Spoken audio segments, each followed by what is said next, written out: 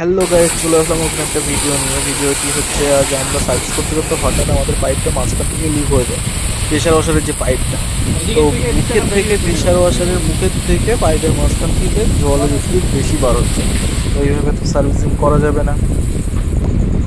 ভাবলাম ring tape দিয়ে লিকটা বন্ধ করে দিয়ে ফের চালিয়ে নেবো আজকের দিনের কাজটা।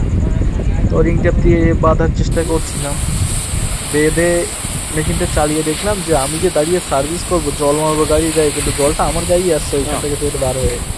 হবে না, ঠিক আছে, তো আমি পাইপটা বন্ধ করে দিলাম, মেশিনটা বন্ধ করে দিয়ে পাইপটা কাটার চিন্তা ভাবনা করলাম। তারপরে আমরা যে এতগুলো গাড়ি সার্ভিস করেছি এর মধ্যে কোনো অসুবিধা হয়নি। হ্যাঁ, হঠাৎ ওই শাইন গাড়িটা ধুতে গিয়ে দেখি পাইপটা ফুটো হয়ে গেছে।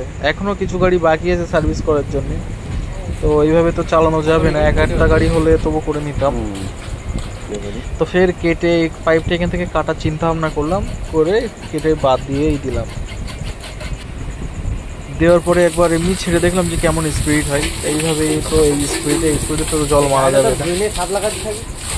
তো পটল বললো, বাবু আমার কাছে তো, আমি একটু এই অবস্থায় ধুয়ে নিই। তো পটলের কাছে আমি আবার দিয়ে দিলাম।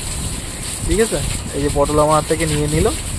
নেওয়ার পরে পটল বলছে, বাহ এইভাবে তো বেশ সুন্দরই হচ্ছে, কিন্তু এইভাবে সুন্দর হলেও গাড়িটি পরিষ্কার হচ্ছে না। ঠিক আছে, তো পরিষ্কার না হওয়ার ক্ষেত্রে ওরা যখন সাপ মারতে শুরু করে দিল, আমি সেই সময় মুখটা লাগিয়ে মোটামুটি আবার পাইপটা বাদ দেওয়ার পরে, এতটা পাইপ বাদ চলে গেছে, পাইপটা বাদ দেওয়ার পরে মুখটা লাগিয়ে আবার মোটামুটি সার্ভিসটা রানিং করে দিলাম।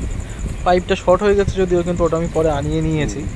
শুধু কাজের অসুবিধার ক্ষেত্রে আমি এতটা পাইপ কেটে বাদ দিয়ে দিয়েছি। তো এই ধরনের ভিডিও দেখতে আমাদের চ্যানেলকে সাবস্ক্রাইব করে লাইক, ফলো, শেয়ার ভুলবেন না। ধন্যবাদ।